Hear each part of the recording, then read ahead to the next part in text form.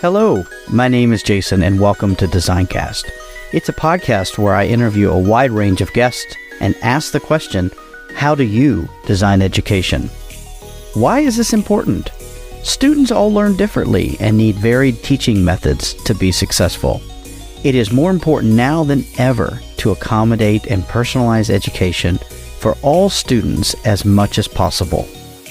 I use my 25 years of experience as an educator to ask questions and to learn about the exciting things people are doing to provide for all students and their unique perspectives.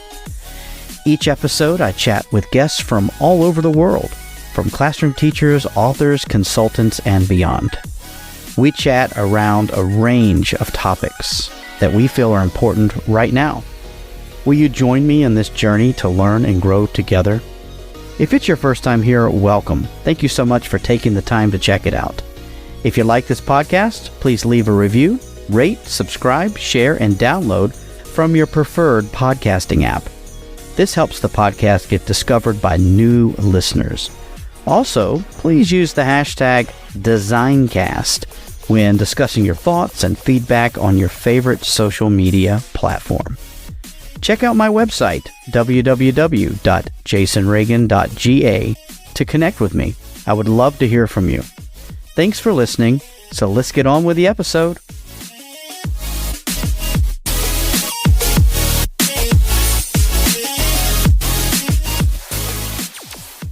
This podcast is a proud member of the Teach Better Podcast Network. Better today, better tomorrow, and the podcast to get you there. Explore more podcasts at www.teachbetterpodcastnetwork.com. Now let's get on to the episode.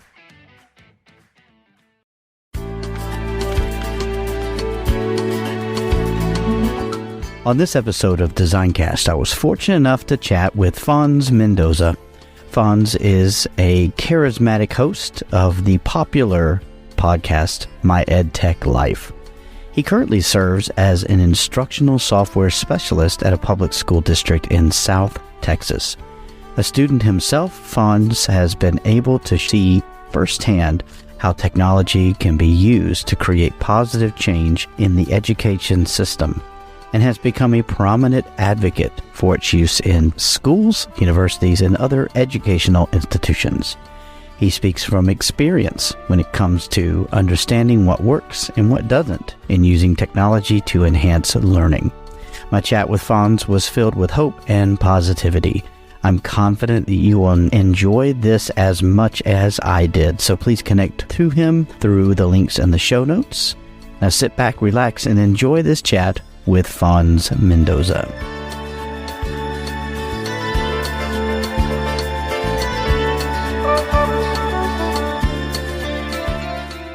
Welcome back to another episode of DesignCast, and I am just so excited to have Fonz Mendoza with me. Fonz, how are you? Yeah, hey, I'm doing great on this wonderful evening, just kind of getting ready for the cold here in Texas. That'll be coming through for sure. Yeah, I know, man. It's certainly something, especially if you're not accustomed to it. So I can understand, man. All right. So listen, Fonz, it's great to have you. Thank you so much. And what I'd like for you to do, if you don't mind, again, if people are not necessarily familiar with your work, who are you and what do you currently do? Excellent. Well, thank you so much again for having me. And my name is Fonz Mendoza. Feel free to call me Fonz. I am the host of the My EdTech Life podcast, but that's dreaming of that being my full-time gig one day. However, my 8 to 5, I do work as an Instructional Software Specialist, which is really just another fancy title for, instructional tech or instructional technologist. Really, what I'm in charge of is helping our district of 14 schools, helping out all the teachers, very similar to a little bit of the work that you do, is kind of designing lessons, making sure that I work with our content specialists for English, science, social studies, ELAR, and helping them with any tech tools that we can implement and any activities that we can implement from K through 12. So that's really what my scope is. I've been in this position for 6 years, but I've been in education for 16 years, 11 years in the classroom as a high school and elementary teacher as well. Okay, awesome. And what did you teach in high school? Okay, so high school, I started off high school coming in, not the traditional route. I have a business degree because I said, I don't want to be a teacher. I never want to be a teacher. So I'm going to go to school for business and I want to make big money. So I'm going to go into marketing and did sales. I graduated. I did marketing and sales for about 2 years. And then there was a kind of little fork in the road moment. My dad kind of became ill and I needed a job where I had more time being an only child. They depended on me a lot. So I transitioned into teaching. And so I went in for my interview. My interview was 10 minutes long. They saw that I had enough hours for math. And they said, okay, you're going to be a math teacher. Come in tomorrow. You'll send your paperwork. And I was like, okay. So for 3 years in the high school level, I taught ninth grade algebra. And the way that our district works, though, is they're what we call a block schedule. So you're cramming a whole year of learning within 3 months. And so I was getting kids that were kind of repeaters that weren't passing their state exam. And that's really how I honed in my skills and personalizing their learning, bringing in those marketing concepts, and actually being very successful with those students in that they were able to pass their tests because a lot of them needed that to graduate because I had all levels from 9th through 12 in a classroom. So that's really where I honed in my skills for 3 years. Then I transitioned down to elementary, did 6th grade and 5th grade for a couple of years. And that is where I just fell in love with teaching because I had my students for the whole year now and talking about building relationships, talking about community outreach with parents, and so on. So yeah, so that has been my experience. Never did middle school, but I hear that's kind of tough. And I'm like, maybe I'm glad that I didn't go in the middle school route either. It takes they're a special breed of human being, and there's a lot of changes. Middle school is a special time because they come in as very young children and they leave as ready for high school. So, I mean, there's a lot of change in a very short period of time, physically and emotionally and socially. There's a lot of changes. And so, but yeah, no, it's all good. I mean, like I've taught the whole gamut as well, and I completely understand what you're saying. So thank you for that, Fonz. I appreciate that. And so what have been some of the challenges you faced in your time as an educator? What have been some of the things that have been a challenge for you, and how have you addressed those? Yeah, of course. Well, some of the challenges I'll explain too, because especially in the classroom, and then of course challenges now as an instructional technologist, so in the classroom, really the challenges were doing things the way they've always been done. Like I said, coming in from not the traditional education space and then having mentors that were very helpful. Some of the things I was always questioning is like, why can't we do it this way? Or why can't we change things up like this? And so on. So a lot of the things were, well, this is the way we've always done it. This is the way it is. And this is what we're going to stick to.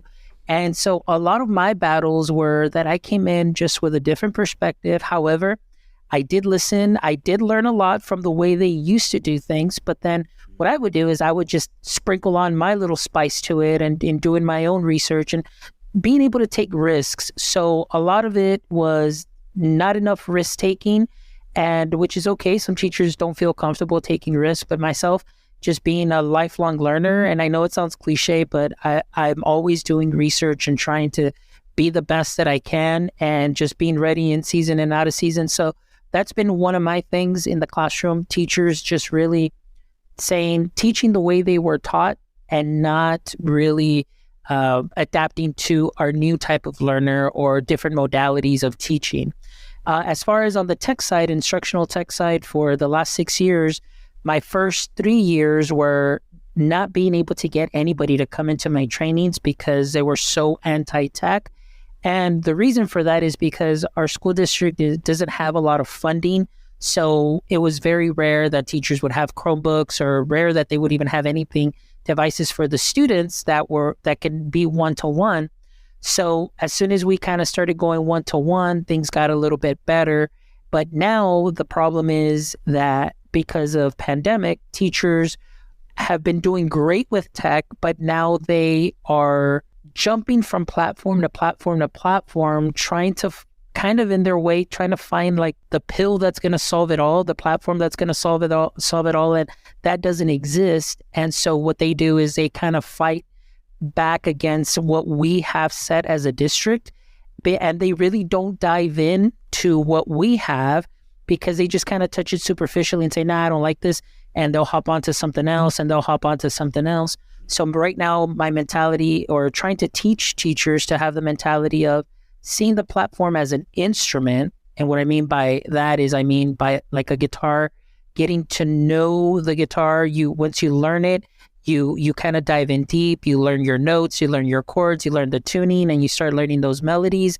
And all of a sudden you do songs rather than, I'm just going to pick up the guitar, strum it once. You know what? The C didn't sound very good, but you only practiced it once and then you move on to the next thing. So it's just really getting them to dial in what we have and maximize it, because they may be surprised that it does a lot of what they're seeking out there already. I love that analogy, man. That's a great one because, we know master guitarist and we know hobby guitarist. And to hear a master guitarist play is magical. And then to hear someone learning is not as magical usually. And so it's a great analogy to say that, because that's absolutely right. I mean, making judgments based on what the paint on the outside of the guitar looks like versus actually taking time to get to know it. So that's a great analogy. Thank you for sharing that with us, Fonz. So on the opposite side, what have been some of the things you're super proud of that you've been able to accomplish and do in your time as an educator or any other thing? Yeah. So as far as an educator, one of the things that I'm super proud of is the last 4 years being in the classroom, doing 5th and 6th grade, the last 4 years, was really kind of learning a little bit more of that ungrading practice. And I know we talked a little bit about that previously, but one thing that I loved was really seeing the students learn and grow and not focus so much on the grades. So, and not, again, to be clear, it's not that they didn't get grades, on the daily or on the weekly, but I just graded a little different, where everything was based on a rubric and it was based on projects that they would do. So if I'm teaching science, they would all be together in a group. They were assigned, I would have the timers, I would have the note takers. Each student had a role, but they would pick and decide who would have that role. And they would create a presentation based on what we're learning in that unit. And what I loved about that is that I was able to really see their thought process. I was able to see some areas of weakness. If there were some misconceptions, I would be able to see that in their projects and correct them. Or if they did some great things and showed some growth, I had that learning artifact there ready to go in case we needed to go into a meeting, whether it's a parent meeting or it was for accommodations, anything. I had something to show that student's growth. And what I loved about it is a lot of the students were able to either get their accommodations adapted to maybe less time because they, instead of like, let's say an extra 30 minutes, maybe 15 minutes, but because they showed that growth, they showed that progress.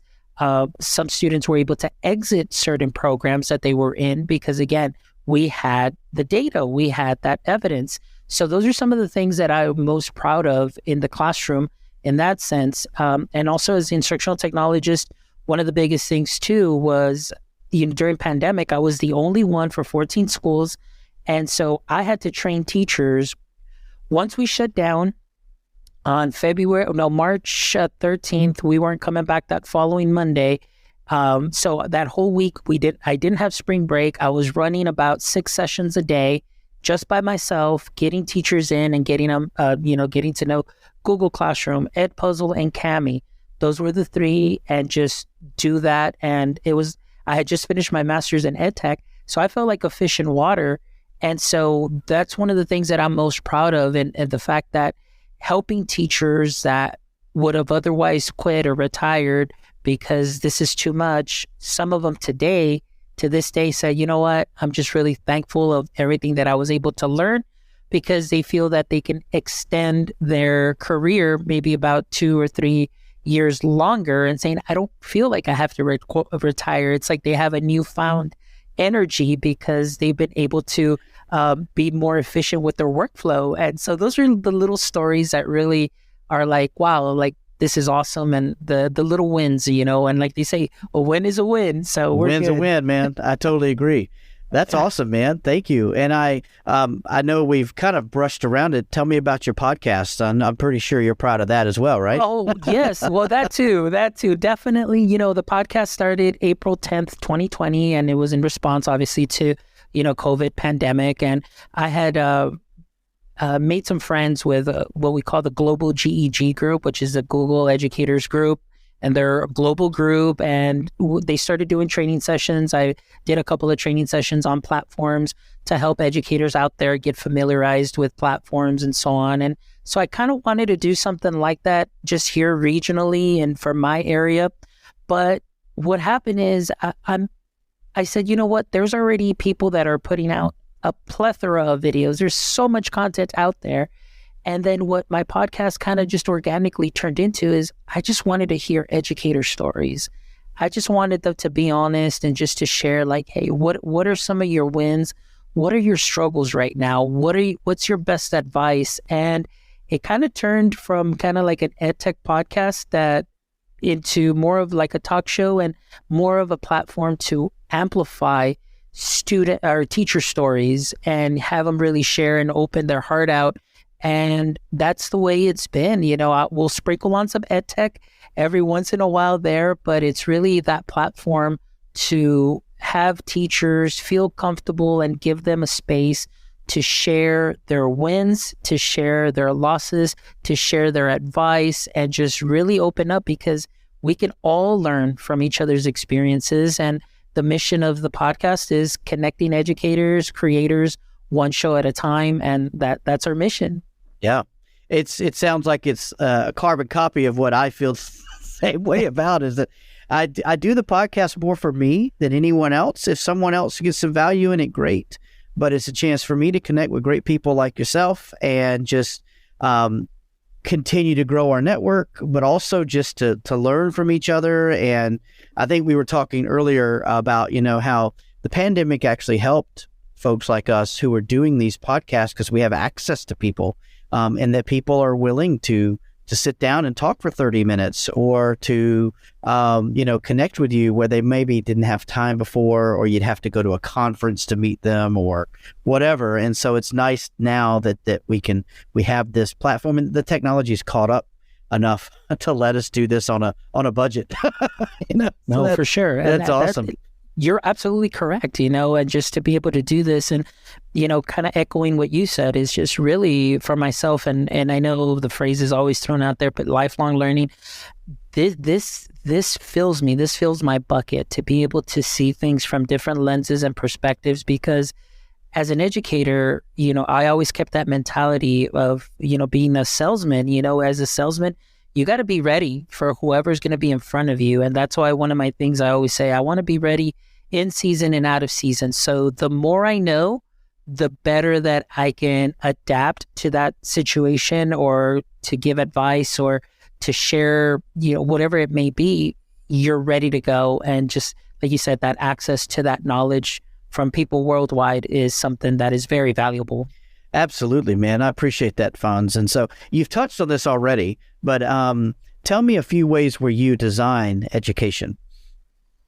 Oh, well, as far as design education for myself, mainly in the classroom, it was, again, that ungrading design, which was focusing more on the learning, not so much on the grades. And again, many people do not give enough credit to our students at a young level, like maybe even just third graders, fourth graders, fifth graders. If you put a Chromebook in front of them, and you kind of give them some guidance, they will figure things out in a way that maybe you never thought of and do things a little bit easier than you taught them. And one of the things that I loved about that kind of form of designing education was really truly becoming a facilitator, but also a learner from my students. So, students would come in that first period, then, by the end of the day, I looked like the expert, but I learned everything from them. And you're building that community, which was important. Also, in working with students that we have emergent bilinguals. That's the new term that we changed it to. So we have students coming in from, Mexico, we had students from Israel in the area that I lived because it was very close to the maquiladoras or the manufacturing plants across the border in Mexico. We did have a lot of international students. So a lot of students would come in with a difficulty in speaking English. So what I would do is I wanted to make them comfortable that I can put a Chromebook in front of them and they can create a presentation for me. Maybe they weren't ready to verbalize yet, but they can speak loudly through their designs, through their creation, that showed me that they did understand what I was teaching, that they did understand the concept. And for me, that was evidence of learning. And that's the thing that I love the most. When you can show me evidence, but I'm giving you a choice as to how you present it to me, but I see everything you put into it as far as your thought process, your procedures, your creation, that it to me is just something that's wonderful there. So not necessarily in line. Like I said, I was always one of those that likes to, they give us a sandbox, and I was one of those that was always on the edge and kind of going over and kicking some sand around and making some noise. But it was all for the benefit of the student, and just to see that growth, that really helps out a lot. And then, of course, on the EdTech side too, as well, just designing the learning for me is always keep it simple, maybe 2 to 3 objectives. And my motto has always been, just get clicky with it. You're not going to break anything. You can always click refresh. You can always, log in, log back out. Everything's going to be fine, but just get clicky with that. And just, again, changing that mentality with the teachers and building those relationships and helping them understand that I'm here to hold your hand. I will be here, but, I'm really going to kind of start distancing myself a little bit to let you work your magic. And once they get that confidence, it's like, man, it's just amazing what they can do. Yeah, no, I mean, it takes special people to work with adults because teachers are the hardest people to teach in many ways. And so, because they know everything, they've been educated, right? And so, yeah, exactly. That's great. It takes special folks to work with both students and teachers as students. So yeah, I appreciate that, Fonz. And so, listen, Fonz, this is great. I thank you so much for your time. We've had kind of a marathon session here. I want to ask, if folks want to get in touch with you, what's the best way? What's the quickest way to get in touch with you? Yeah, best way you can do is you can find me actually on all socials at My EdTech Life. So that's Twitter, Facebook, what else is there? YouTube, all of that, Instagram at My EdTech Life. And then you can also visit our website, which is myedtech.life, where you can check out our 156 episodes from amazing teachers and educators around the world. And episode 157 is a really great one because that's where Jason was just on right now. So you make sure you check out that episode too as well. Yeah, definitely. I'll have to relive the moment later on before I get dropped out because of my shoddy internet. Fonz, that's awesome. I'll make sure everything's included in the show notes. I just, always want to ask. So I have one more question for you, and that is, if you could travel back in time, what would you say to your younger self? That's a great question. And so the one thing, my response to that is invest in yourself sooner rather than later. And, okay, so my thing has always been, when I was in college and even throughout high school, procrastination has always been my biggest thing. And even my motto, and I laugh about it and I would share with everybody. It's like, when I was in university, my motto was always procrastinate later. But you know what? I'll now much more mature, older, wife, family, and all of that. It's like, no, procrastination can definitely come back and kick you on the butt and add additional stress that you don't need. So for myself, it's like now I invest in myself earlier than later. And that goes for anything, that goes for my learning. One piece of advice that I learned and I still do is, whatever your salary is, set aside 10% for your personal learning, your own personal growth, because that'll help out and pay in dividends. But, just take that one step at a time.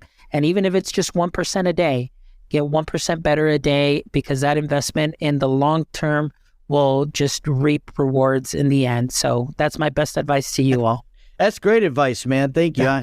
I could not think of a better way to kind of wrap this up. Fonz, thank you so much for being part of the DesignCast family. I appreciate you taking time to talk to me today. It's been a real pleasure, and I wish you all the best in your future endeavors. Thank you so much, Jason. This was a lot of fun. Thank you as always. And thank you to all your audience members as well. Looking forward to connecting with them and, of course, being part of your PLN now and, being absolutely. That's amazing. So love the connections. Totally. Thank you again.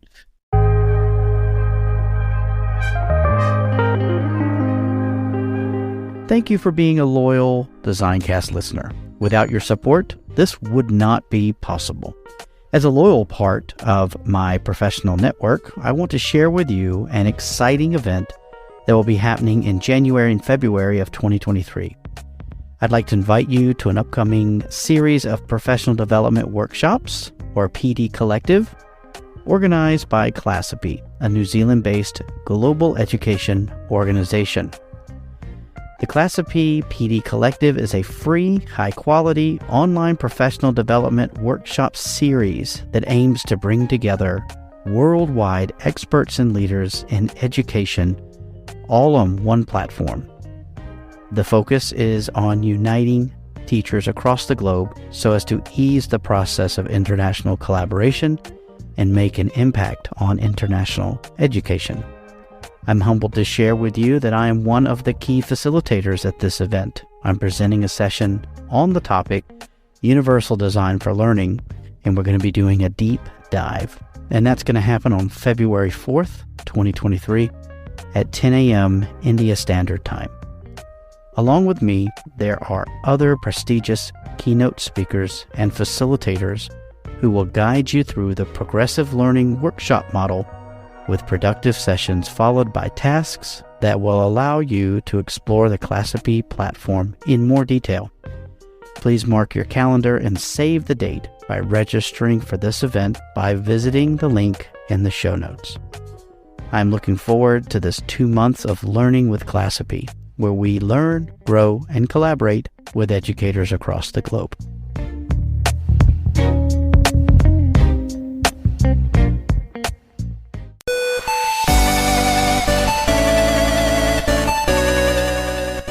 I hope that you enjoyed that episode of DesignCast. Again, I'm Jason. I am the creator and host and one-man band when it comes to this podcast. I sincerely hope you enjoyed it, and please share it with your colleagues and friends and help me network with those folks who you think will benefit from listening to this podcast.